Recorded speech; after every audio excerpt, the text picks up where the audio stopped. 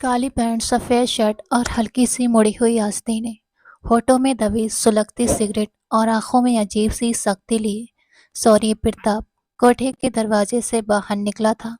उसके चेहरे पर न शर्मिंदगी के कोई निशान थे और न ही घबराहट का कोई असर।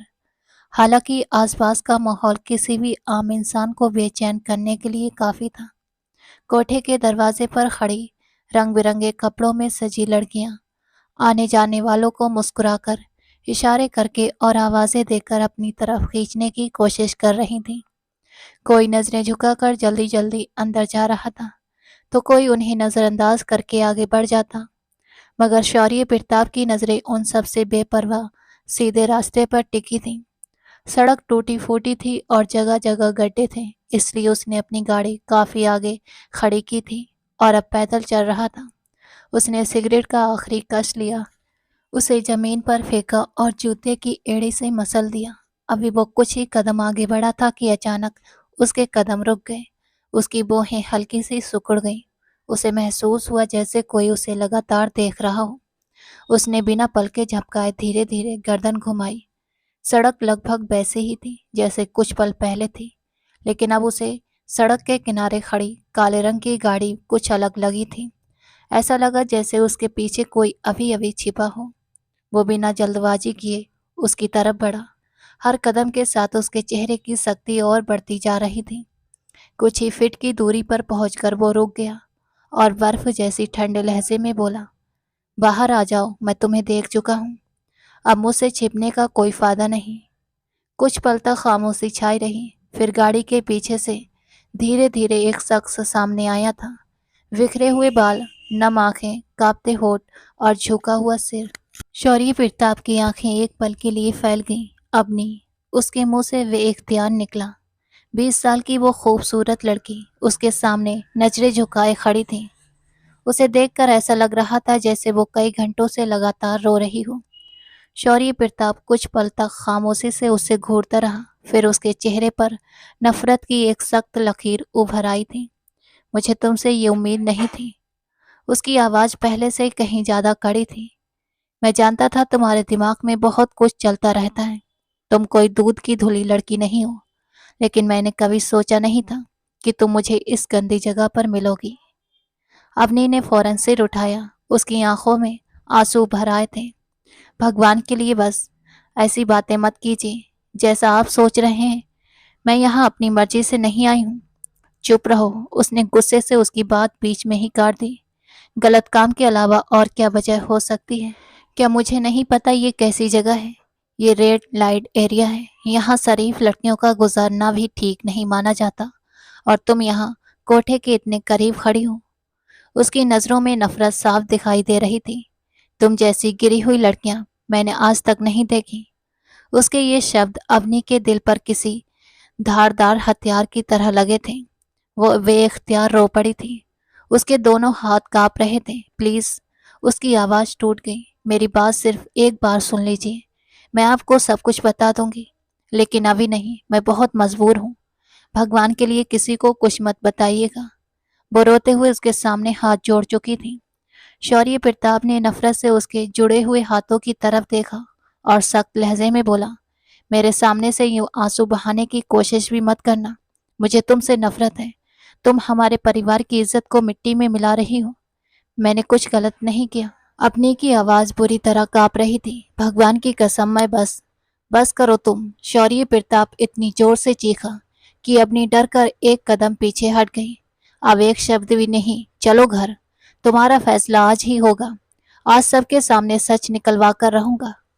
अपनी ने डरी हुई नजरों से एक बार उस गाड़ी की तरफ देखा जिसके पीछे वो छिपी हुई थी, जैसे वहां कोई ऐसा राज दफन हो जिसे वो हर हाल में छिपा कर रखना चाहती हो।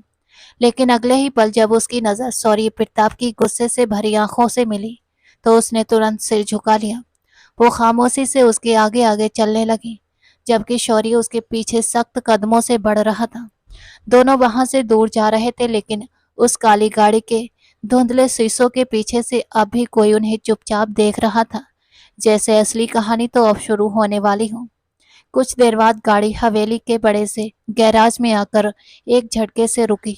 ब्रेक लगते ही माहौल की खामोशी और गहरी लगने लगी थी। शौर्य ने एक पल भी बर्बाद नहीं किया। उसने दरवाजा खोला और बाहर निकलने ही वाला था कि अचानक अवनी ने कांपते हुए हाथों से उसकी कलाई पकड़ ली। उसकी उंगलियां डर से बुरी तरह कांप रही थीं। आंखों में आंसू भरे हुए थे और होठ थरथरा रहे थे। प्लीज किसी को कुछ मत बताइएगा। भगवान के लिए मैं बहुत मजबूर हूँ। उसकी आवाज इतनी धीमी थी जैसे हर शब्द बोलने में उसकी जान निकल रही हो। शौर्य ने अपनी कलाई की तरफ देखा, फिर बेहद नफरत से उसकी तरफ नजर उठाई थी और अगले ही पल झटके से अपना हाथ छुड़ा लिया। आइंदा कभी भी अपने ये गंदे हाथ मुझ पर रखने की कोशिश मत करना। उसकी आवाज की सख्ती ने अवनी का दिल दहला दिया था। उसके शब्द किसी थप्पड़ से भी ज्यादा दर्द देने वाले थे। अवनी कुछ पल तक उसे देखती रह गई। उसका दिल चाहा कि जोर जोर से चिल्लाकर कह दे, अगर मैं रेड लाइट एरिया में थी तो तुम कौन सी किसी पवित्र जगह पर थे? तुम भी तो वहीं मौजूद थे। मगर ये सारे शब्द उसके दिल में ही दबकर रह गए थे। वो अच्छी तरह जानती थी कि अगर उसने शौर्य प्रताप के घमंड को जरा भी चुनौती दी तो वो बुरी तरह भड़क जाएगा और इस घर में शायद ही कोई उससे ये पूछता कि उसने ऐसा क्यों किया। उसने खामोशी से नजरें झुका लीं और गाड़ी से उतर गई। दोनों कुछ कदमों की दूरी बनाकर बिना कुछ बोले हवेली के अंदर बढ़ने लगे। अवनी का दिल लगातार दुआ कर रहा था, हे भगवान, इस वक्त कोई जागा हुआ ना हो, बस आज की रात किसी तरह निकल जाए। लेकिन शायद किस्मत उसकी परीक्षा पूरी करना चाहती थी। जैसे ही दोनों मेन हॉल में दाखिल हुए, सामने खड़ी शख्सियत को देखकर उसके कदम वहीं रुक गए थे। चारुलता देवी दोनों हाथ बांधे खड़ी थीं। उनके चेहरे पर चिंता साफ दिखाई दे रही थी, लेकिन दोनों को एक साथ देखकर वो तेजी से उनकी तरफ बढ़ी। क्या हुआ? उन्होंने पहले शौर्य प्रताप को देखा, फिर अपनी की तरफ नजर घुमाई। तुम दोनों कहाँ गए थे? रात के 2 बज रहे हैं। ये सुनते ही अपनी का चेहरा पीला पड़ गया। उसके हाथ वे इख्तियार एक दूसरे में उलझ गए थे। उसे लगा जैसे उसकी जिंदगी का हर राज अब इसी पल सबके सामने खुल जाएगा। डर के मारे उसने पल भर के लिए अपनी आंखें बंद कर लीं। तभी अगले ही पल शौर्य की शांत लेकिन गंभीर आवाज सुनाई दी थी, मम्मा, मेरी तबीयत अचानक खराब हो गई थी। अपनी ने हैरानी से तुरंत उसकी तरफ देखा, इसलिए मैं इसे अपने साथ लेकर बाहर गया था। थोड़ी देर खुली हवा में रहा तो अब बेहतर महसूस कर रहा हूँ। इसे साथ इसलिए ले गया था कि अगर मेरी तबीयत ज्यादा बिगड़ जाती तो ये आपको बता देती। चारुलता देवी के चेहरे के रंग तुरंत बदल गए थे। उनकी सारी चिंता एक पल में सिर्फ अपने बेटे के लिए सिमट गई थी। वो जल्दी से उसके पास आई, उसके गाल पर हाथ रखा और फिर उसका माथा छूकर बोली, तुम सच में ठीक हो ना? चलो अभी डॉक्टर के पास चलते हैं। तुमने मुझे जगाया क्यों नहीं? उनकी आवाज में माँ का प्यार और चिंता साफ झलक रही थी। शौर्य हल्का सा मुस्कुराया और प्यार से उनके माथे को चूम लिया। मैं अब बिल्कुल ठीक हूँ मम्मा, आपको परेशान होने की जरूरत नहीं है, बस थोड़ी सी तबीयत खराब हुई थी। चारुलता देवी ने राहत की सांस ली। हालांकि उनकी आंखों में चिंता अभी भी बाकी थी। अगर दोबारा तबीयत खराब हो तो तुरंत मुझे जगा देना, समझे? जी मम्मा, छोटा सा जवाब देकर शौर्य बिना एक बार भी अपनी की तरफ देखे सीढ़ियां चढ़ता हुआ अपने कमरे की तरफ चला गया। अपनी अभी भी हैरानी से उसी की तरफ देख रही थी। उसके मन में सिर्फ एक ही सवाल घूम रहा था, इसने मुझे बचाया क्यों? वो अभी इसी सोच में डूबी हुई थी कि अचानक चारुलता देवी गुस्से में उसकी तरफ बढ़ी। उन्होंने आगे बढ़कर उसका बाजू मजबूती से पकड़ा और झकझोरते हुए बोले, तुम मुझे जाते हुए बता नहीं सकती थी? उनकी तेज आवाज सुनकर अवनी चौंक गई और ख्यालों से बाहर आ गई। वो उसकी जबान लड़खड़ा गई थी। वो मुझे जल्दी जल्दी में अपने साथ ले गए थे, इसलिए मैं आपको बता नहीं पाई। चारुलता देवी कुछ पल तक उसे सख्त नजरों से देखती रही, फिर नाराजगी से उसका हाथ छोड़ दिया। आइंदा ऐसी लापरवाही मत करना, अगर उसे कुछ हो जाता तो। इतना कहकर वो तेज कदमों से अपने कमरे की तरफ चली गई। उनके जाते ही अवनी ने कांपते हुए हाथ अपने सीने पर रखे, आंखें बंद की और गहरी सांस ली थी। उसे ऐसा लग रहा था जैसे वो अभी अभी किसी बहुत बड़े तूफान से बचकर निकली हो। लेकिन उसके दिल में एक ही सवाल पहले से भी ज्यादा गहरा हो चुका था, जो शौर्य प्रताप कुछ देर पहले उसे खानदान की इज्जत पर दाग बता रहा था। आखिर उसी ने सबके सामने उसे बेइज्जत होने से बचाया क्यों? यही बात उसे सबसे ज्यादा परेशान कर रही थी। दोपहर के 12 बजे थे जब वो दोनों हाथों में चाय की ट्रे लिए ड्राइंग रूम में दाखिल हुई थी। अंदर हमेशा की तरह घर के बड़े बुजुर्ग बैठे हुए थे।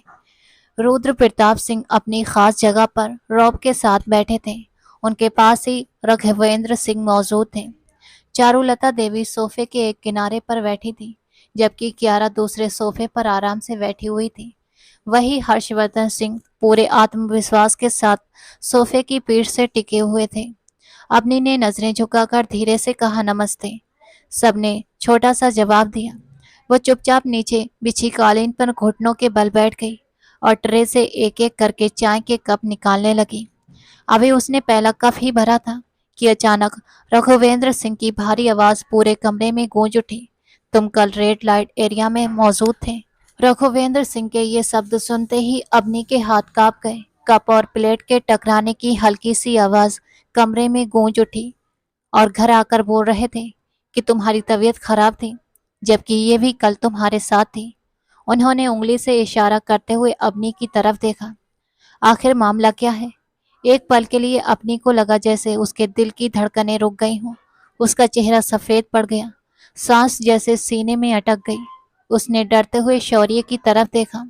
शौर्य प्रताप पहले से ही उसे देख रहा था। उसकी आंखों में छिपी रात वाली नफरत अब भी साफ दिखाई दे रही थी। उसकी नजरें जैसे कह रही थीं कि अगर वो चाहे तो अगले ही पल सबके सामने उसका राज खोल सकता है। अपनी ने घबराकर नजरें झुका ली। तभी कमरे की खामोशी को रुद्र प्रताप सिंह की शांत लेकिन रौबदार आवाज ने तोड़ा था। क्या हो गया रघुवेंद्र? उन्होंने हल्की हैरानी से अपने बेटे की तरफ देखा। अगर वो वहां चला भी गया था अपनी शाम बिताने, तो इसमें इतनी बड़ी बात क्या है? जवान लड़का है, कहीं भी जा सकता है। फिर वो हल्का सा मुस्कुराए। और तुम भी तो अपनी जवानी में वहां कम नहीं गए थे। रघुवेंद्र सिंह ने खास कर नजरें फेर ली, लेकिन अगले ही पल फिर गंभीर होकर बोले, इसलिए तो गुस्सा आ रहा है पिताजी। मुझे अच्छी तरह पता है वहां क्या क्या होता है। मैं नहीं चाहता कि मेरा बेटा ऐसी जगहों पर जाए। वहां कई तरह की बीमारियों का खतरा रहता है। भगवान न करे उसे कोई नुकसान पहुंच जाए। इतना कहकर उन्होंने दोबारा शौर्य प्रताप की तरफ देखा। मैं तुमसे कुछ पूछ रहा हूँ, जवाब दो। अगर इतना ही खून जोश मार रहा है और जवानी सवाल ही नहीं जा रही, तो इसी महीने तुम्हारी शादी कर देते हैं। सिंह परिवार के इकलौते वारिस हो तुम, कोई भी लड़की मना नहीं करेगी। कुछ पल तक शौर्य प्रताप सिंह खामोश बैठा रहा। इस दौरान उसकी नजरें लगातार अवनी पर टिकी रहीं। अवनी एक एक करके सबके सामने चाय रख रही थी, लेकिन उसे ऐसा महसूस हो रहा था जैसे उसका हर कदम किसी सजा की तरफ बढ़ रहा हो। फिर अचानक शौर्य ने नजरें अवनी से हटाकर अपने पिता की तरफ देखा और बेहद गंभीर आवाज में बोला, हाँ लड़की देख लीजिए। सच कहूं तो अब मुझे भी शादी की जरूरत महसूस होने लगी है। मैं दोबारा ऐसी जगह जाना नहीं चाहता। कल मुझे भी एहसास हो गया कि वहां जाने में कितने खतरे हो सकते हैं। कहीं मैं खुद ही किसी बड़ी मुसीबत में न फंस जाऊं। उसके ये शब्द सुनते ही अवनी के दिल में एक अजीब सी चुभन उठी। वो अच्छी तरह समझ गई थी कि ये बात सिर्फ यूं ही नहीं कही गई है, बल्कि एक ताना था जो सीधा उसी की तरफ इशारा कर रहा था। उसने चुपचाप आखिरी कप चारुलता देवी के सामने रखा, नजरें झुकाकर खड़ी हो गई और धीरे धीरे कमरे से बाहर निकल गई। हैरानी की बात यह थी कि उसके जाने के बाद किसी ने एक बार भी पीछे मुड़कर नहीं देखा। शौर्य प्रताप की मौजूदगी इस महफिल पर इस तरह हावी थी कि जैसे बाकी सबकी मौजूदगी की कोई अहमियत ही ना हो। मगर जाते जाते अपनी एक बात अच्छी तरह समझ चुकी थी। पिछली रात की खामोशी खत्म नहीं हुई थी, वो तो बस एक नए तूफान की शुरुआत थी। दोपहर के 3 बजे थे जब अपनी ने हल्के से उसके कमरे का दरवाजा खटखटाया था। अंदर से कोई जवाब नहीं आया। उसने धीरे से दरवाजा खोला और कमरे में दाखिल हो गई। शौर्य प्रताप सिंह आईने के सामने खड़ा तैयार हो रहा था। काली पैंट, सफेद शर्ट और कलाई पर बंधी महंगी घड़ी बांधते हुए वो साथ साथ आईने में अपनी टाई भी ठीक कर रहा था। सामने बिस्तर पर लैपटॉप खुला पड़ा था, जिससे साफ पता चल रहा था कि थोड़ी ही देर में उसे ऑफिस की किसी जरूरी मीटिंग में जाना है। दरवाजा बंद होने की हल्की सी आवाज पर उसने आईने में ही उसका अक्स देखा। फिर एक ठंडी नजर उस पर डाली और बेजारी से बोला, 1 घंटा पहले तुम्हें मैसेज भेजा था कि आकर मेरी शर्ट प्रेस कर दो और तुम अब आ रही हो। उसने हैंगर पर लटकी हुई बिल्कुल साफ और प्रेस की हुई शर्ट की तरफ इशारा किया। अब शर्ट तो प्रेस हो चुकी है। सच में तुम बहुत ही लापरवाह होती जा रही हो। लगता है तुम्हारी शिकायत मम्मा से करनी पड़ेगी। जो दिमाग जरूरत से ज्यादा चलने लगा है वो एक ही दिन में ठीक हो जाएगा। उसके शब्द अभी खत्म भी नहीं हुए थे कि अवनी की हिम्मत जवाब दे गई। वो अचानक उसके सामने घुटनों के बल बैठ गई, दोनों हाथ जोड़ लिए और उसकी आंखों से आंसू बहने लगे। प्लीज, उसकी आवाज पूरी तरह कांप गई थी। भगवान के लिए कल वाली बात किसी को मत बताइएगा। मेरी पूरी जिंदगी बर्बाद हो जाएगी। घर वाले आपको तो कुछ नहीं कहेंगे, आप सबके चहेते हैं, लेकिन मेरी हालत बुरी कर दी जाएगी। मुझे इस घर से निकाल देंगे। वो सिसक पड़ी थी। मेरा मेरा इस हवेली के अलावा कोई दूसरा ठिकाना नहीं है। प्लीज। वो लगातार रोए जा रही थी। शौर्य प्रताप कुछ पल चुपचाप उसे देखता रहा, फिर धीरे धीरे उसके करीब आया और उसके सामने बैठ गया। उसकी नजरें अवनी के झुके हुए सिर पर टिकी थीं। तुम आखिर खुद को समझती क्या हो? उसकी आवाज बहुत ही धीमी थी, लेकिन उसमें बर्फ जैसी ठंडक थी। तुम इतनी अहम नहीं हो कि मैं तुम्हारी बातें बैठकर घर वालों के सामने करूं और तुम्हें उनकी नजरों में गिराऊं। वो थोड़ा सा झुका। तुम्हारी हैसियत मेरे सामने कुछ भी नहीं है। अवनी ने जल्दी से अपने आंसू पोंछने की कोशिश की, लेकिन वो रुकने का नाम नहीं ले रहे थे। शौर्य प्रताप फिर बोला, लेकिन एक बात अच्छी तरह याद रखना, अगर दोबारा कभी तुम उस जगह गई, अब उसकी आवाज में साफ चेतावनी थी, तो फिर इस हवेली में नहीं रहोगी, क्योंकि उसके बाद मैं तुम्हें इस काबिल नहीं छोड़ूंगा कि तुम यहाँ सिर उठाकर घूम सको। अवनी का पूरा वजूद कांप उठा था। हमारी एक इज्जत है, एक नाम है। अगर किसी को पता चल गया कि सिंह परिवार की एक लड़की को रेड लाइट एरिया में देखा गया है, तो बदनामी सिर्फ तुम्हारी नहीं होगी, पूरे परिवार के लोगों को बातों का निशाना बनेगा। उसने एक पल के लिए नजरें फेर ली, फिर सख्त लहजे में बोला, मर्दों की गलतियों पर लोग अक्सर पर्दा डाल देते हैं, समझकर तारीफ भी करते हैं, लेकिन एक औरत पर लगा दाग पूरे परिवार के माथे पर निशाना बन जाता है। इसलिए अपनी हद में रहना सीखो। फिर वो सीधा खड़ा हो गया और आखिरी बार बोला, अब यहाँ से जाओ। ये कहकर वो वापस आईने के सामने जाकर खड़ा हुआ और बड़े आराम से अपने बाल ठीक करने लगा, जैसे अभी उसने किसी का दिल नहीं दुखाया, बल्कि बस एक मामूली सी बातचीत खत्म की हो। आपने कुछ देर तक वहीं बैठी रही। उसकी भीगी आंखें लगातार शौर्य प्रताप की पीठ को देख रही थी। उसका दिल कर रहा था कि वो सच बता दे, यह भी कह दे कि वो वहां अपनी मर्जी से नहीं गई थी, यह भी कि वो किस डर की, किस मजबूरी और किस परेशानी में हर दिन जी रही है।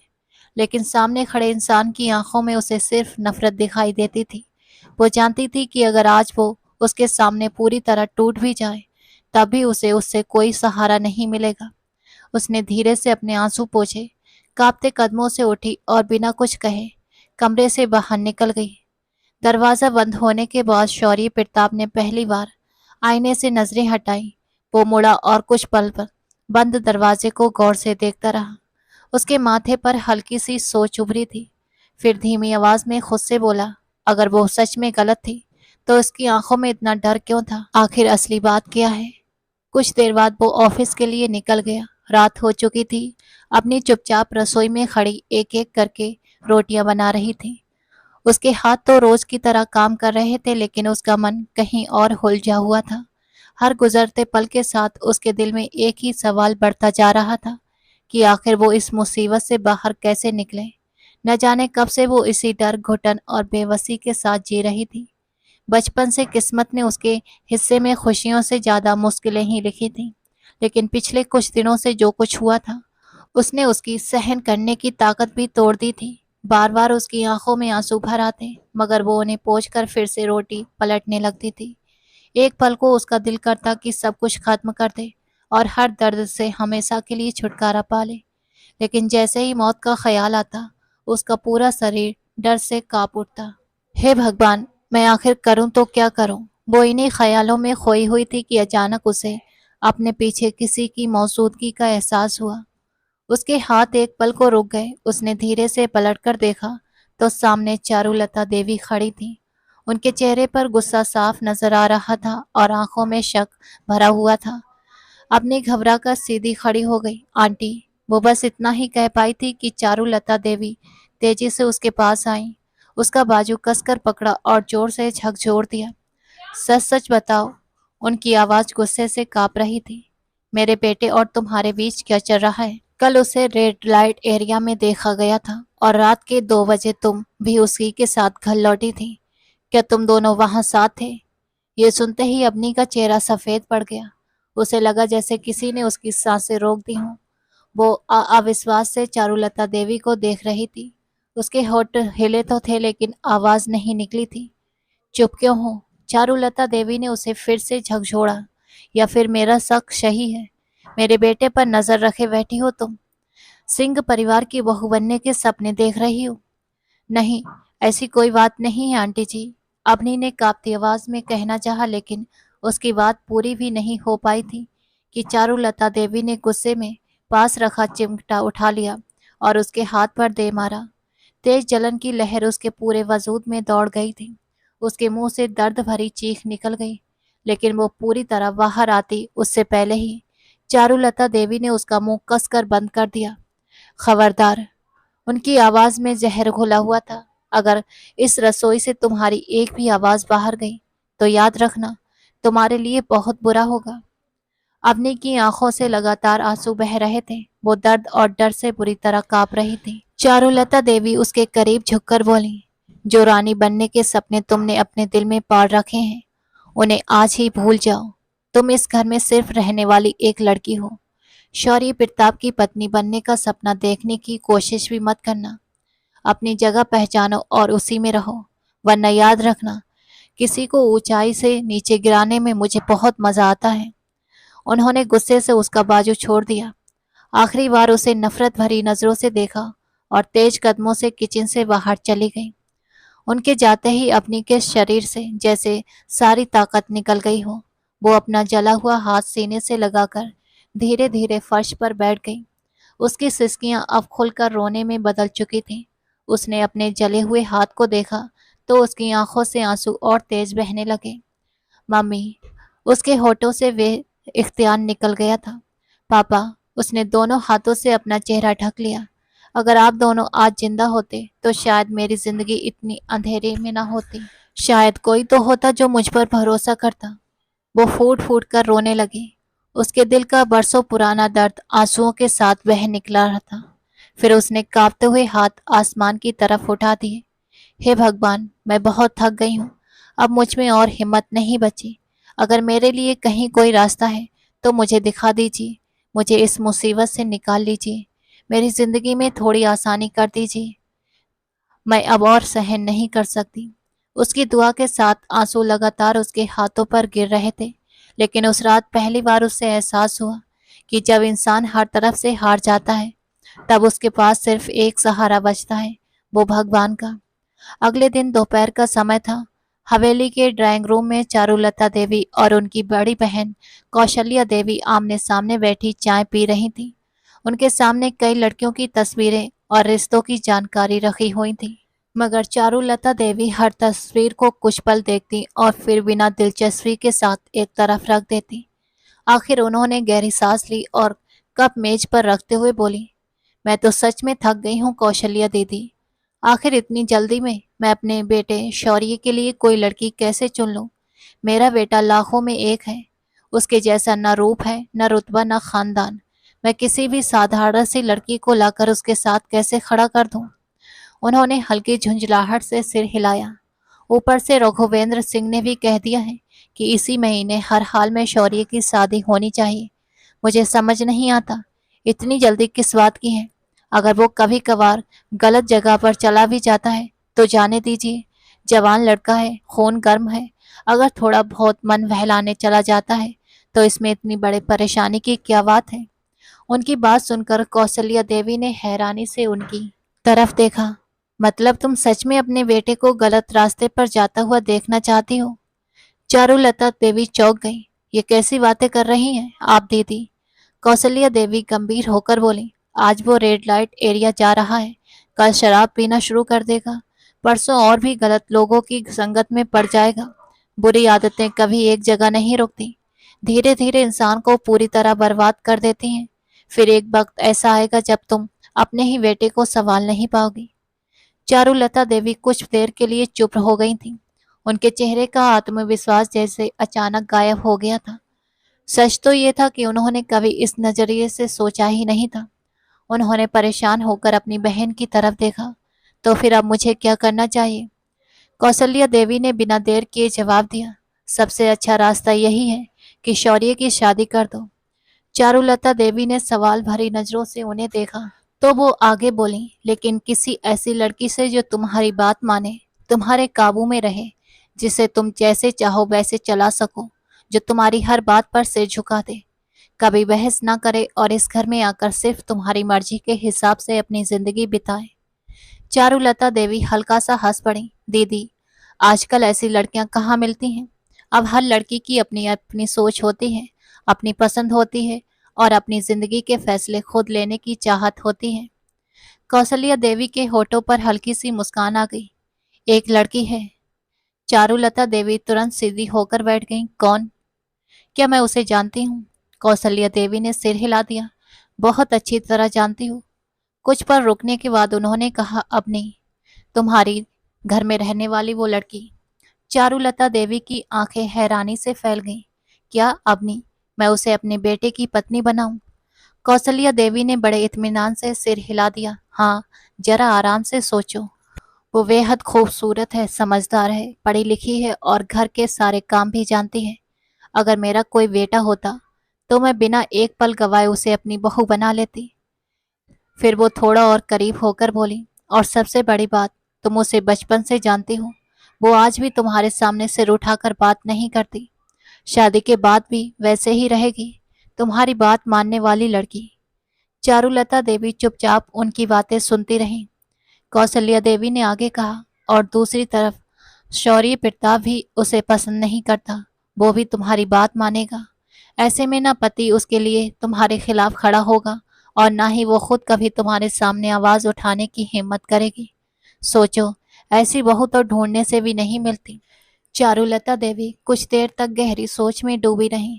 फिर धीरे धीरे उनके चेहरे पर सुकून भरी मुस्कान उभर आई थी। उन्होंने सिर हिलाते हुए कहा, बात तो तुमने बिल्कुल सही कही है दीदी। मैं इस बारे में जरूर सोचूंगी। कौशल्या देवी भी सुकून में होकर मुस्कुराई थीं।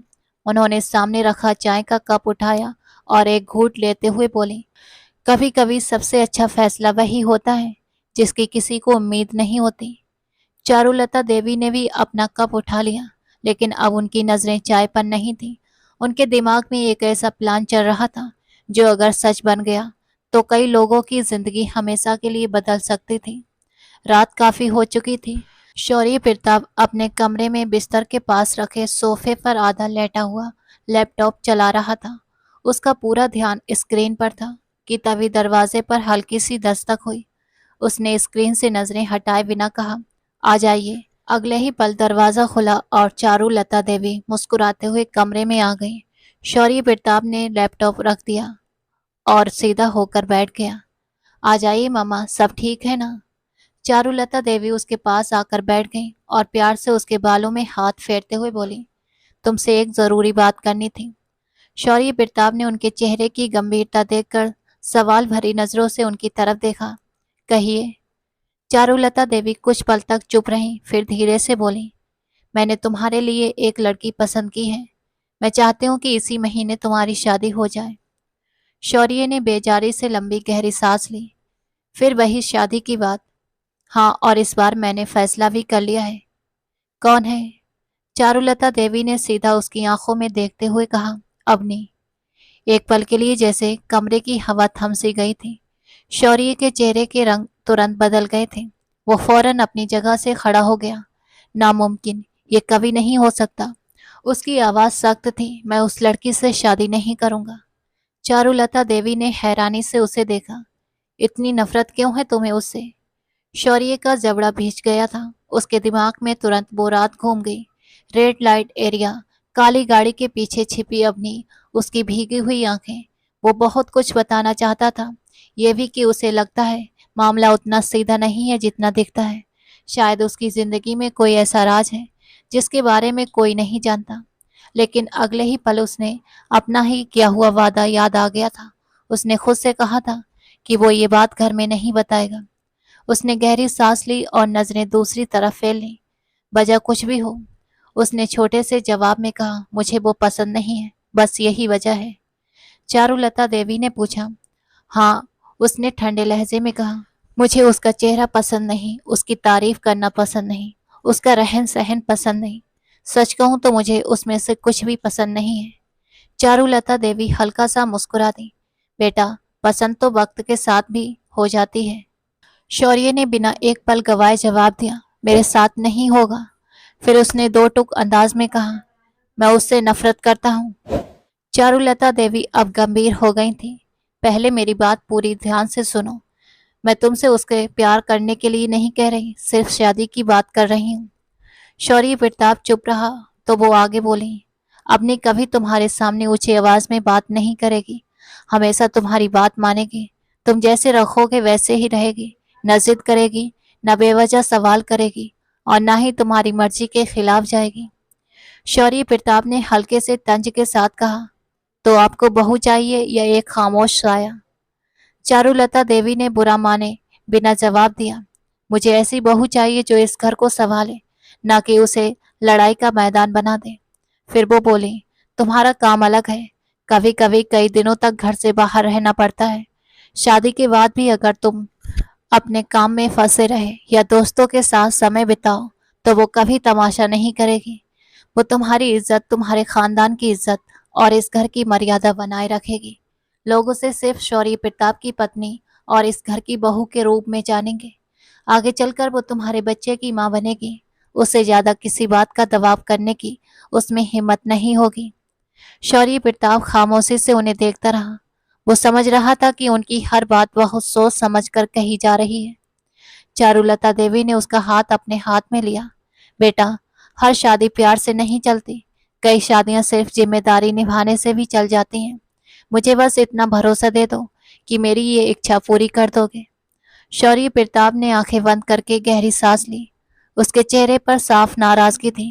कुछ पल बाद उसने आंखें खोली और थके हुए लहजे में बोला, अगर आपको इससे खुशी मिलेगी तो मुझे कोई ऐतराज नहीं है, लेकिन एक बात याद रखिए, मैं उससे प्यार नहीं कर पाऊंगा, शायद कभी नहीं।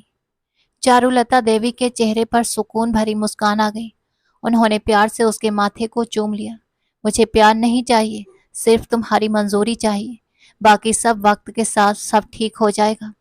ये कहकर वो सुकून में होकर कमरे से बाहर चली गई थी।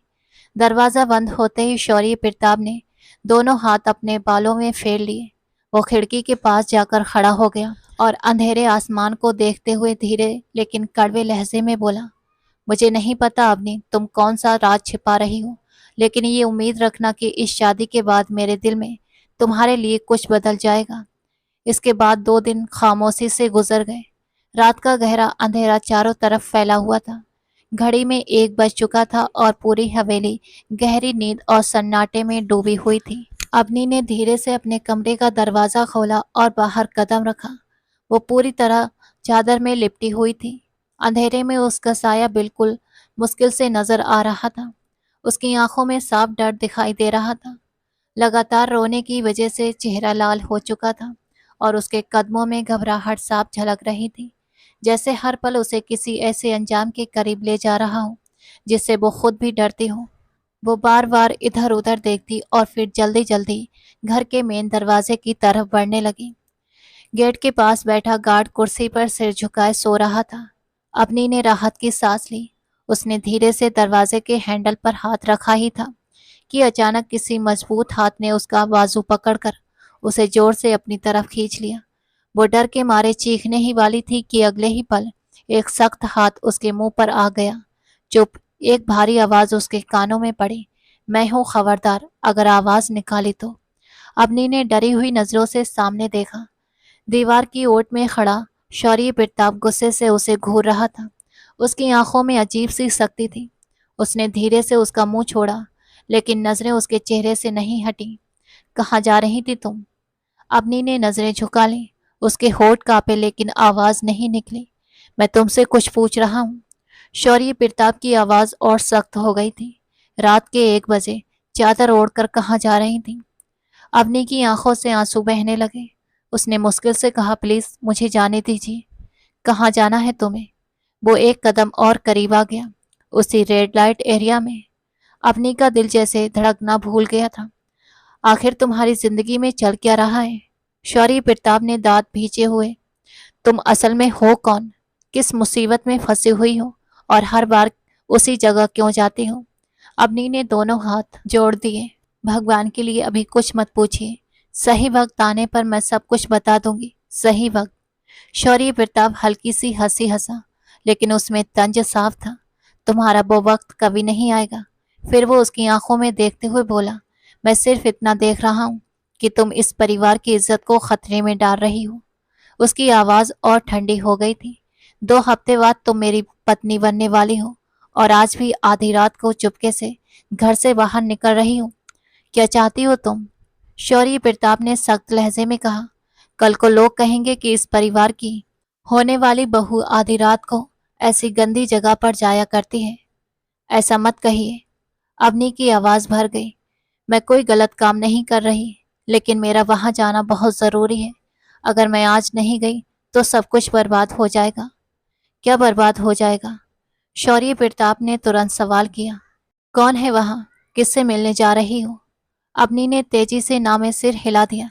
मैं अभी कुछ नहीं बता सकती। प्लीज सिर्फ आज मुझे जाने दीजिए। मैं आपके आगे हाथ जोड़ती हूँ। वो सचमुच उसके सामने हाथ जोड़कर खड़ी हो गई थी। बस आज के लिए। शौर्य प्रताप ने गौर से उसके चेहरे को देखा। उसकी आंखों में जो डर था वो बनावटी नहीं लग रहा था, लेकिन इससे इसका शक कम होने की बजाय और बढ़ गया था। नहीं, उसने साफ शब्दों में कहा, आज के बाद तुम कहीं नहीं जाओगी। प्लीज। अवनी रो पड़ी थी। आप समझ क्यों नहीं रहे? समझने की कोशिश मैं बहुत कर चुका हूँ। अब फैसला मेरा होगा। उसने उसका बाजू मजबूती से पकड़ लिया। अवनी ने खुद को छुड़ाने की कोशिश की। प्लीज छोड़ दीजिए, भगवान के लिए छोड़ दीजिए। लेकिन शौर्य प्रताप ने उसकी एक नहीं सुनी। वो उसे लगभग खींचते हुए वापस हवेली के अंदर ले गया था। अवनी लगातार उससे विनती कर रही थी, सिर्फ आधा घंटा, मैं वापस आ जाऊंगी, प्लीज। मगर उसके कदम नहीं रुके। कुछ ही देर में वे उसके कमरे के सामने पहुंच गए थे। शौर्य ने दरवाजा खोला और उसे अंदर जाने का इशारा किया। अंदर जाओ। अपनी ने घबराकर सिर हिलाया। नहीं, मैं नहीं जा सकती। शौर्य की आवाज और खतरनाक हो गई थी। मैंने कहा अंदर जाओ। उसके लहजे की सख्ती से अपनी कांप उठी थी और मजबूरी में कमरे के अंदर चली गई। शौर्य ने तुरंत दरवाजा बंद किया और बाहर से कुंडी लगा दी। आज से तुम पर मेरी नजर रहेगी।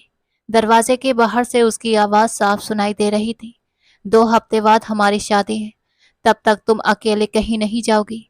मैं भी देखता हूँ कि आखिर तुम क्या छुपा रही हो, और ऐसा कौन सा राज है जिसके लिए तुम हर बार अपनी जान जोखिम में डाल देती हो। जिस राज के लिए तुम हर बार आधी रात को घर से निकल पड़ती हो। शौर्य प्रताप की आवाज दरवाजे के बाहर से आ रही थी, और फिर उसके कदमों की आहट दूर होती चली गई। शौर्य, भगवान के लिए दरवाजा खोल दीजिए। अपनी रोते हुए दरवाजा पीटने लगी। बस एक बार मेरी बात सुन लीजिए। लेकिन दूसरी तरफ अब पूरी तरह खामोशी छाई हुई थी। अपनी धीरे धीरे दरवाजे से टेक लगाकर जमीन पर बैठ गई। उसकी आंखों से लगातार आंसू बह रहे थे। सांसें बिखर रही थीं और दिल में डर का तूफान उठा हुआ था। उधर शौर्य प्रताप के मन में भी सिर्फ एक ही सवाल घूम रहा था। आखिर ऐसा क्या था जिसके लिए अपनी बार बार कहीं जा रही थी, कि अगर वो वहां नहीं पहुंची तो सब कुछ बर्बाद हो जाएगा। वक्त पंख लगाकर उड़ गया और देखते ही देखते 2 हफ्ते गुजर गए। आज शादी का दिन था। हवेली का मेन हॉल सफेद और सुनहरे फूलों से सजा हुआ था। परिवार के सभी लोग अपनी अपनी जगह पर बैठे थे। बीच में मंडप सजा हुआ था। पूरे माहौल में एक अलग ही गंभीरता थी। एक तरफ दूल्हे के रूप में शौर्य प्रताप सफेद शेरवानी पहने पूरे रौब के साथ बैठा था। उसके चेहरे पर ना खुशी थी और ना ही नाराजगी, बस एक गहरी गंभीरता थी। लेकिन उसकी खामोशी आंखों के पीछे अनगिनत सवाल घूम रहे थे। दूसरी तरफ लाल दुल्हन के जोड़े में सजी अपनी सिर झुकाए बैठी थी। उसका दुपट्टा पूरी तरह सिर पर ढका हुआ था। उसकी आंखें बार बार नम हो रही थीं और हाथ इतने कांप रहे थे कि उंगलियां आपस में उलझती जा रही थीं। उसे ऐसा लग रहा था जैसे उसकी जिंदगी का एक नया सफर हमेशा के लिए बंद होने जा रहा है और आगे क्या होने वाला है इसका अंदाजा उसे खुद भी नहीं था। पंडित जी ने विवाह से जुड़ी रस्में आगे बढ़ाई। अवनी के कांपते हाथों ने बरमाला थामी। एक पल के लिए उसकी नजरें झुक गईं। उसके मन में ख्याल आया कि आज सब कुछ बता दूं। शायद सॉरी मेरी बात सुन ले, शायद सच जानकर मेरी मदद करे। लेकिन अगले ही पल उसे उसकी नफरत भरी निगाहें याद आ गईं। उसने चुपचाप रस्में पूरी कर ली। अग्नि के सामने 7 फेरे शुरू हुए। हर फेरे के साथ दोनों ने जीवन भर साथ निभाने के वचन तो लिए थे। शौर्य ने बिना किसी हिचकिचाहट के सारी रस्में पूरी की थी, लेकिन उसके मन में वही रात बार बार घूम रही थी। वो गंदी जगह, अग्नि का चादर में छिपकर निकलना, बंद दरवाजा और उसकी वो एक ही बात, आज नहीं गई तो सब कुछ बर्बाद हो जाएगा। उसके मन में कई सवाल एक साथ उठे थे। आखिर तुम्हारी जिंदगी में ऐसा कौन सा राज है जिसके लिए तुम हर हद पार करने को तैयार हो? क्या तुम सच में किसी गलत रास्ते पर हो या किसी ऐसी मजबूरी में फंस गई हो जिसे मैं अब तक समझ नहीं पाया? आखिरकार पंडित जी ने सभी मुख्य रस्में पूरी करवाईं और मुस्कुराते हुए कहा, आज से आप दोनों पति पत्नी हैं। भगवान आप दोनों के जीवन में सुख और खुशियां बनाए रखें। पूरे हॉल में तालियों और शुभकामनाओं की आवाज गूंज उठी थी। लोग एक दूसरे को बधाइयां देने लगे। चारुलता देवी के चेहरे पर साफ सुकून दिखाई दे रहा था। उन्हें लग रहा था कि आज उनकी सबसे बड़ी ख्वाहिश पूरी हो गई है। जबकि रघुवेंद्र सिंह ने मुस्कुराते हुए अपने बेटे के कंधे पर हाथ रखा। मगर इस पूरे शोर शराबे के बीच 2 लोग ऐसे थे जिनकी दिल पूरी तरह खामोश थे। एक अपनी, जो यही सोच रही थी कि अपनी जिंदगी का सबसे बड़ा राज शौर्य प्रताप को कब और कैसे बताए, और दूसरा शौर्य, जिसने मन ही मन ठान लिया था कि वो उस राज तक पहुंच कर रहेगा, चाहे उसके लिए उसे हर पर्दा ही क्यों ना उठाना पड़े। शादी की सारी रस्में पूरी होने के बाद हॉल में परिवार की बाकी रस्में चल रही थीं। बड़े बुजुर्ग आशीर्वाद दे रहे थे, औरतें नई दुल्हन को शुभकामनाएं दे रही थीं और कुछ लोग दूल्हे के आसपास खड़े बातें कर रहे थे। लाल जोड़े में सजी अपनी सिर झुका चुपचाप बैठी थी। उसकी आंखें अब भी नम थीं और दिल किसी अनजाने डर से भरा हुआ था। दूसरी तरफ शौर्य प्रताप पूरे समय गंभीर बैठा रहा। उसके चेहरे पर नई शादी की कोई खुशी नहीं थी, लेकिन उसकी खामोशी में एक अजीब मजबूत फैसला जरूर छिपा दिखाई दिया था। अचानक वो अपनी जगह से उठा। पूरे हॉल की नजर उसकी तरफ मुड़ गई। वो सीधे रुद्र प्रताप सिंह के सामने जाकर रुका और इज्जत के साथ बोला था, दादाजी, मैं चाहता हूं कि आज ही अपनी मेरे साथ चलें। कुछ पल के लिए पूरे हॉल में सन्नाटा छा गया। रुद्र प्रताप सिंह ने हैरानी से उनकी तरफ देखा, फिर बोले, बेटा, अभी सिर्फ शादी हुई है, अवनी की पढ़ाई पूरी होने दो, उसके बाद सारी रस्मों के साथ उसे तुम्हारे साथ घर भेज देंगे। यही उसके स्वर्गीय पिता की आखिरी ख्वाहिश थी कि वो अपनी पढ़ाई जरूर पूरी करे। शौर्य ने बिना रुके जवाब दिया, दादाजी, बीता हुआ समय वापस नहीं आता। अब अपनी मेरी पत्नी है और मेरी जिम्मेदारी भी। मेरे उसूल साफ हैं। मेरी पत्नी मेरे साथ रहेगी। वो अपनी पढ़ाई चाहे बाद में भी पूरी कर ले, लेकिन आज वो मेरे साथ जाएगी।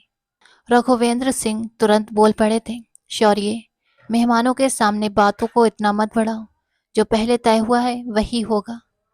चारुलता देवी भी जल्दी से आगे आई और बोली, बेटा, बस कुछ महीनों की तो बात है, फिर आराम से सब कर लेंगे, जिद मत करो। लेकिन शौर्य के चेहरे पर कोई नरमी नहीं आई थी। उसने ठोस आवाज में कहा, यह जिद नहीं, मेरा फैसला है। अगर आज मेरी पत्नी मेरे साथ नहीं जाएगी। वो एक पल के लिए रुका और पूरे हॉल पर नजर दौड़ाई, तो फिर इस रिश्ते का मतलब ही क्या बनता है? उसकी बात सुनते ही माहौल और भी भारी हो गया। किसी ने भी नहीं सोचा था कि बात इस मोड़ तक पहुंच जाएगी। अवनी का दिल तेजी से धड़कने लगा, जबकि बाकी सभी लोग एक दूसरे का चेहरा देखने लगे। अब किसी को समझ नहीं आ रहा था कि आगे क्या होने वाला है। शौर्य ने बेहद गंभीर लहजे में अगला शब्द कहा था, अगर आप सब मेरी बात नहीं मानेंगे तो मैं इसी वक्त ये रिश्ता खत्म करके यहाँ से चला जाऊंगा। उसके शब्दों ने पूरे हॉल में गहरा सन्नाटा फैला दिया था। अवनी ने हैरानी से उसकी तरफ देखा। उसका दिल तेजी से धड़कने लगा। उसे समझ नहीं आया कि ये बात अचानक इतनी आगे कैसे बढ़ गई। रघुवेंद्र सिंह गुस्से से बोले, शौर्य, होश में रहकर बात करो। लेकिन शौर्य अपनी जगह पर अड़िग खड़ा रहा। रुद्र प्रताप सिंह ने कुछ पल सबके चेहरे देखे, फिर अपनी छड़ी पर हाथ रखते हुए धीरे से बोले, बस बहुत हो गया। सबकी नजरें उनकी तरफ उठ गईं। उन्होंने गहरी सांस ली और कहा, शादी हो चुकी है, अब अपनी कानूनी और सामाजिक रूप से शौर्य की पत्नी है। अगर हमारा पोता आज ही अपनी पत्नी को अपने साथ ले जाना चाहता है तो हमें इस पर ऐतराज नहीं होना चाहिए। फिर उन्होंने शांत लेकिन फैसले भरे लहजे में कहा, आज उसने अपनी जिंदगी की सबसे खास दिन पर एक ख्वाहिश जाहिर की है। मैं उसे ठुकराना नहीं चाहता। विदाई आज ही होगी। ये सुनते ही अपनी घबरा कर अपनी जगह से खड़ी हो गई थी। उसकी आंखों में साफ डर दिखाई दे रहा था। कांपती आवाज में वो बोली, दादाजी, मुझे ऐतराज है। मैं अभी विदाई नहीं चाहती। हॉल में मौजूद कई लोग हैरानी से उसकी तरफ देखने लगे। शौर्य कुछ कदम चलकर उसके पास आया और धीरे लेकिन मजबूती से उसका हाथ थाम लिया। उसकी आवाज धीमी थी मगर लहजा बेहद ही गंभीर था। अभी खुद को संभालो अपनी। अवनी ने अपना हाथ छुड़ाने की कोशिश की लेकिन कामयाब नहीं हो पाई थी। उसकी आंखों से आंसू बहने लगे। रुद्र प्रताप सिंह ने उसे प्यार भरी नजरों से देखा और बोले, हर नई जिंदगी की शुरुआत में डर लगता है बेटी। तुम चिंता मत करो। अब शौर्य तुम्हारे साथ है। भगवान सब अच्छा करेगा। अवनी ने कांपते हुए अपने होठ भींच लिए थे। वो समझ चुकी थी कि इस वक्त पूरे परिवार का फैसला हो चुका है। उसने चुपचाप सिर झुका लिया। कुछ ही देर बाद विदाई की रस्में पूरी की गईं। आशीर्वादों और शुभकामनाओं के बीच अवनी ने नम आंखों के एक बार उस घर को देखा जहां उसने अपनी पूरी जिंदगी बिताई थी। फिर वो खामोश कदमों से अपनी नई जिंदगी की तरफ बढ़ गई थी, जबकि शौर्य प्रताप के चेहरे पर अब भी वही गंभीरता बनी हुई थी, जैसे उसके मन में अभी भी सिर्फ एक ही सवाल घूम रहा हो, आखिर अवनी ऐसा कौन सा राज छिपा रही है जिससे बचने के लिए वो हर हद तक जाने को तैयार है। रात काफी हो चुकी थी। लाल दुल्हन के जोड़े में सजी अवनी बिस्तर के किनारे सिर झुकाए बैठी थी। उसके हाथ बार बार एक दूसरे में उलझ रहे थे। दिल इतनी तेजी से धड़क रहा था कि उसे लग रहा था जैसे उसकी हर धड़कन कमरे की खामोशी में साफ सुनाई दे रही हो। आज भी उसके मन में वही सवाल घूम रहा था, आखिर उसकी किस्मत इतनी कठोर क्यों है। बचपन से लेकर आज तक उसे कभी चैन का एक पल क्यों नहीं मिला। क्या उसकी जिंदगी का हर नया मोड़ सिर्फ एक नई परीक्षा लेकर आता है। वो इन्हीं ख्यालों में खोई हुई थी कि तभी दरवाजा खुला। शौर्य प्रताप कमरे में दाखिल हुआ। उसने एक नज़र चुपचाप बैठी दुल्हन पर डाली, फिर धीरे से दरवाजा बंद करके कुछ कदम आगे बढ़ा। कुछ पल बाद वो खामोश खड़ा उसे देखता रहा, फिर उसके सामने आकर बैठ गया। एक सवाल पूछूं? उसकी गंभीर आवाज सुनकर अवनी ने धीरे से सिर उठाया। शौर्य ने उसकी आंखों में देखते हुए पूछा था, तुम मुझसे क्या छुपा रही हो? अवनी की पलकों में हल्की सी कंपन आ गई थी। शौर्य आगे बोला, मुझे लगा था शादी से पहले शायद तुम खुद सब बता दोगी, लेकिन तुम अब भी खामोश हो। आखिर ऐसा कौन सा राज है जो तुम्हें हर रात बेचैन कर देता है? अवनी की आंखों में आंसू भर आए। वो मुश्किल से बोली, मुझे मुझे बस थोड़ा सा वक्त चाहिए। उसकी आवाज इतनी धीमी थी कि मुश्किल से सुनाई दे रही थी। मैं वादा करती हूँ, सही समय आने पर आपको सब कुछ बता दूंगी। अभी सिर्फ इतना भरोसा कर लीजिए कि मैं आपको कोई धोखा नहीं दे रही। शौर्य की नजरें उसके चेहरे पर टिकी रहीं। वक्त, हर बार यही कहती हूँ, आखिर कब आएगा वो वक्त? ये सुनते ही अवनी की आंखों से आंसू बहने लगे। वो कांपती आवाज में बोली, आप एक अच्छे इंसान हैं और एक अच्छा इंसान फैसला करने से पहले सच जानने की कोशिश करता है। भगवान के लिए बस कुछ दिन के लिए मुझ पर भरोसा कर लीजिए और मुझे थोड़ा वक्त दे दीजिए। इतना कहते हुए उसने अनजाने में अपने हाथ पीछे कर लिए थे। शौर्य ने उसकी इस हरकत को नोट कर लिया था।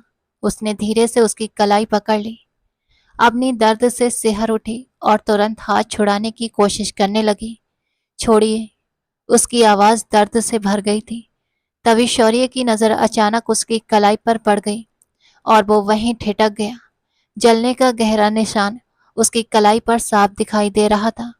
शौर्य प्रताप की भौहें सिकुड़ गईं। ये क्या है? अवनी ने फौरन दुपट्टे का पल्लू खींचकर अपना हाथ छिपा लिया। कुछ नहीं, बस गलती से जल गई थी। झूठ बोल रही हो? इस बार उसकी आवाज पहले से कहीं ज्यादा सख्त थी। ये किसी हादसे का निशान नहीं लग रहा।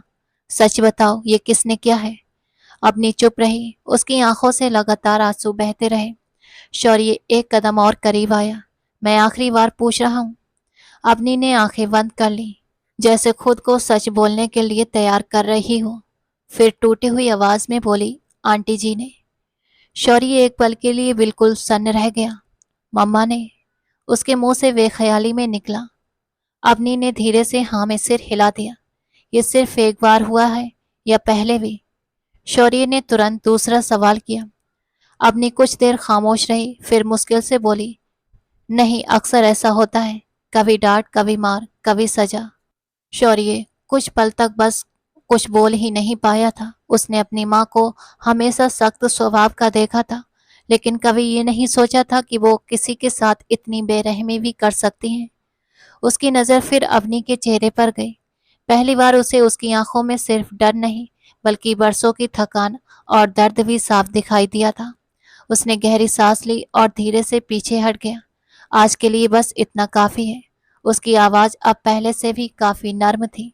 मैं तुम्हें वक्त देता हूँ, लेकिन याद रखना, जब भी तुम बोलने का फैसला करोगी, मुझे पूरी सच्चाई जाननी होगी, आधा सच नहीं।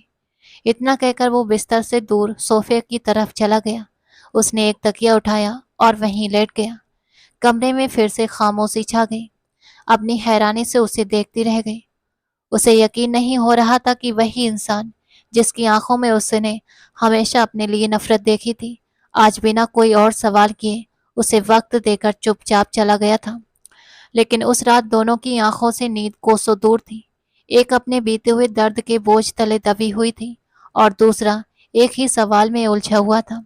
आखिर ऐसा कौन सा राज है जिसने एक मासूम लड़की को इतना डरा कर रखा है? इसी बेचैनी में 2 दिन गुजर गए। दोपहर के करीब 2 बजे थे। ऑफिस में बैठे बैठे शौर्य की तबीयत अचानक भारी लगने लगी। सिर में हल्का दर्द था और एक अजीब सी बेचैनी हो रही थी। उसने बाकी की मीटिंग कैंसिल की और सीधा हवेली लौट आया। कमरे का दरवाजा खोलकर अंदर आया तो कमरा खाली था। बाथरूम से पानी गिरने की आवाजें आ रही थीं, जिससे उसे समझ आ गया था कि अवनी नहा रही है। उसने अपना कोट उतार कर एक तरफ रखा ही था कि उसकी नजर बिस्तर के पास रखे मोबाइल पर पड़ी। कुछ पल वो चुपचाप उसे देखता रहा, फिर न जाने क्यों उसके मन में एक अजीब सा ख्याल आया। वो धीरे धीरे आगे बढ़ा और फोन उठा लिया। उसे हैरानी हुई कि फोन पर कोई लॉक नहीं था। तभी स्क्रीन पर नए मैसेज दिखाई दिए। उसने अनजाने में नोटिफिकेशन खोल लिया। कुछ लाइनें पढ़ते ही उसके चेहरे के रंग बदल गए। मैसेज में लिखा था, आज शाम वही आ जाना, वरना तुम्हारी एडिट की हुई वीडियो इंटरनेट पर डाल दूंगा। फिर न तुम किसी को मुंह दिखाने के लायक रहोगी और न तुम्हारा पति तुम्हें अपने घर में रखेगा। अगला मैसेज था, इस बार कोई बहाना मत बनाना, वरना ये वीडियो तुम्हारे पूरे परिवार तक पहुंच जाएगी। शौर्य की पकड़ फोन पर और ज्यादा मजबूत हो गई थी। उसकी सांसें भारी होने लगी। तभी बाथरूम का दरवाजा खुला। अपनी अपने बाल तौलिए से सुखाते हुई बाहर आई थी। जैसे ही उसकी नजर शौर्य के हाथ में अपने फोन पर पड़ी, वो घबरा कर उसकी तरफ दौड़ी। मेरा फोन। उसने जल्दी से फोन लेने की कोशिश की, लेकिन जैसे ही उसकी नजर खुली हुई चैट पर पड़ी, उसके कदम वहीं रुक गए। उसके चेहरे का सारा रंग उड़ गया। शौर्य ने धीमे लेकिन बेहद सख्त आवाज में पूछा, ये सब क्या है? अवनी चुप खड़ी रही। मैं तुमसे कुछ पूछ रहा हूँ, आखिर तुम किस ब्लैकमेलिंग का शिकार हो? लेकिन वो फिर भी कुछ नहीं बोली। अब शौर्य की आवाज और सख्त हो गई। अगर आज भी तुमने मुझसे सच छिपाया, तो मैं अभी नीचे जाकर सबको बता दूंगा कि तुम बार बार उस इलाके में जाती रही हो। उसके बाद जो होगा उसकी जिम्मेदार तुम खुद होगी। ये सुनते ही अपनी का सब्र टूट गया। वो वहीं फर्श पर बैठ गई और फूट फूट कर रोने लगी। काफी देर तक रोने के बाद उसने कांपती आवाज में बोलना शुरू किया। कॉलेज में एक लड़का था। शुरुआत में वो मुझे रोज परेशान करता था, मेरा रास्ता रोक लेता, अजीब अजीब बातें करता और सबके सामने मेरी बेइज्जती करता था। मैंने बहुत सहन किया, लेकिन फिर एक दिन कॉलेज के प्रिंसिपल से उसकी शिकायत कर दी। अवनी ने आंखों से आंसू पोंछते हुए कहा। उन्होंने तुरंत कार्रवाई की और उसे 1 हफ्ते के लिए सस्पेंड कर दिया। मुझे लगा सब खत्म हो गया है, लेकिन उसने इसे अपनी जिद बना लिया। शौर्य चुपचाप उसकी बात सुनता रहा। उसने मेरी तस्वीरें और वीडियो के साथ एडिटिंग करके नकली वीडियो बना दिए। फिर मुझे धमकाने लगा। कहता था कि अगर मैंने उसकी बात नहीं मानी तो वो सब कुछ इंटरनेट पर डाल देगा। उसकी आवाज़ भर गई। उसे पता था कि हम बड़े परिवार से हैं, इसलिए वो मुझे उसी इलाके में बुलाता था ताकि अगर परिवार का कोई आदमी मुझे वहां देख ले तो मेरी बदनामी अपने आप हो जाए। मुझे बस आधा घंटा वहां रुकना पड़ता था, फिर मैं वापस आ जाती थी। वो रोते हुए बोली, और फिर वही हुआ, आपने मुझे वहीं देख लिया। शौर्य की आंखों के सामने वो पहली रात घूम गई थी। उसके वो कठोर शब्द, उसका गुस्सा, उसके लगाए गए इल्जाम, सब कुछ एक एक करके याद आने लगे। अवनी ने खुद को संभालने की कोशिश की। जिस रात मैं आपसे छिपकर बाहर जा रही थी, उस रात भी उसका मैसेज आया था। उसने कहा था कि अगर मैं नहीं पहुंची तो वो वीडियो दादाजी को भेज देगा और आपको भी। मैं बहुत डर गई थी। वो दोनों हाथों से अपना चेहरा ढक कर रोने लगी। मम्मी पापा के जाने के बाद किसी ने मुझे प्यार नहीं दिया। किसी ने मेरे सिर पर प्यार से हाथ नहीं रखा। बस घर के काम, डांट, सजा और आंटी जी की मार मिली थी। मैंने कभी सीखा ही नहीं कि अपना दर्द किसी से कहूँ। कई बार सोचा आपको सब बता दूं, लेकिन आप हमेशा मुझसे नाराज रहते थे। मुझे आपसे भी डर लगता था। आखिर मैं मजबूर हो गई थी। कमरे में गहरी खामोशी छा गई। शौर्य जैसे पत्थर का बुत बन गया था। उसके मन में बस एक ही बात बार बार गूंज रही थी। जिस लड़की को उसने बिना जाने समझे गलत ठहरा दिया था, वो तो अकेली एक ऐसी लड़ाई लड़ रही थी जिसके बारे में किसी को कुछ पता ही नहीं था। उसे पहली बार एहसास हुआ कि उसने उस बात का सिर्फ एक ही पहलू देखा था। पूरी कहानी जानने की कभी कोशिश ही नहीं की। कि वो कुछ देर तक चुप खड़ा रहा, फिर धीरे धीरे उसके पास आया। उसकी आंखों में हैरानी, अफसोस और पछतावा साफ दिखाई दे रहा था। आखिर उसके होठों से सिर्फ इतना निकला, तुम ये सब अकेले सहती रही और मुझे कुछ पता भी नहीं चलने दिया।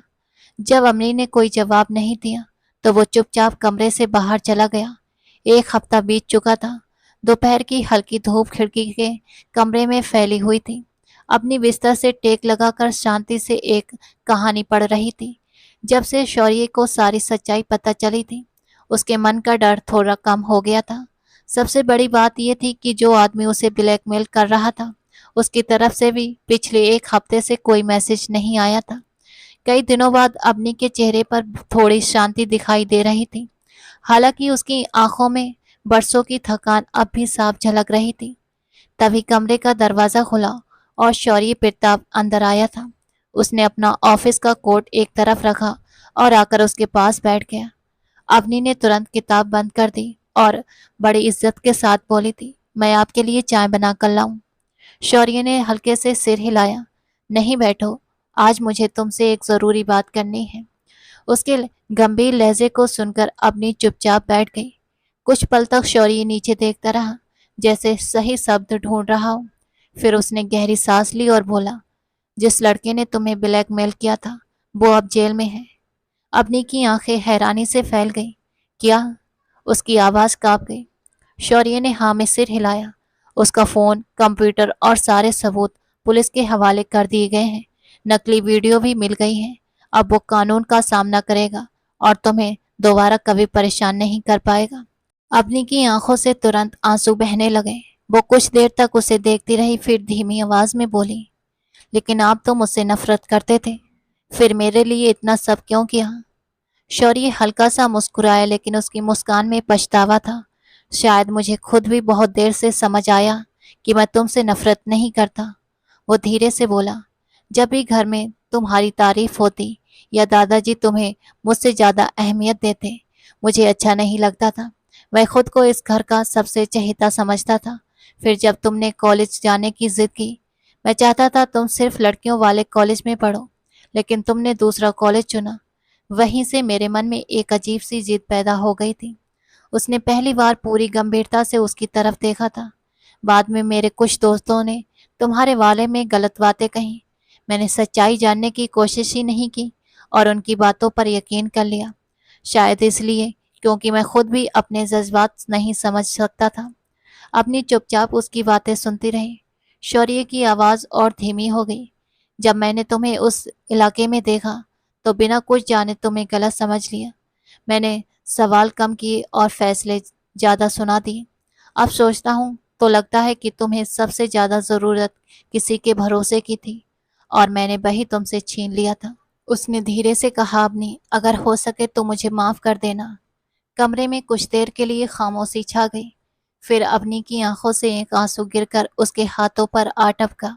उसने भरी हुई आवाज में कहा, आपने मेरी बात पर भरोसा किया, मेरी इज्जत बचाई और पहली बार कोई मेरे लिए खड़ा हुआ है।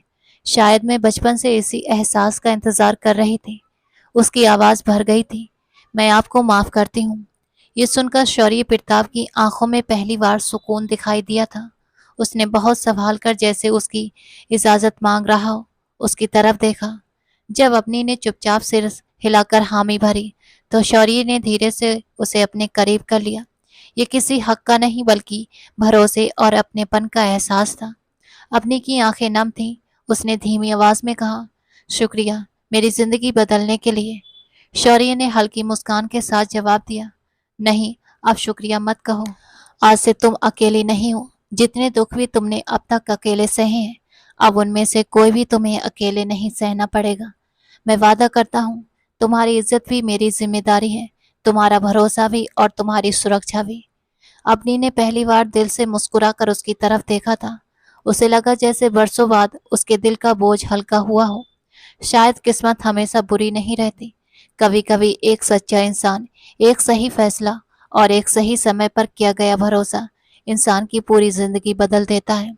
बरसों से छाए अंधेरे भी आखिरकार रोशनी में बदल सकते हैं। दोस्तों, आज की ये स्टोरी आपको कैसी लगी? कमेंट बॉक्स में ज़रूर बताना। कहानी पसंद आई हो तो प्लीज़ लाइक करना। रोज़ एक नई कहानी सुनने के लिए हमारे चैनल को सब्सक्राइब जरूर करना।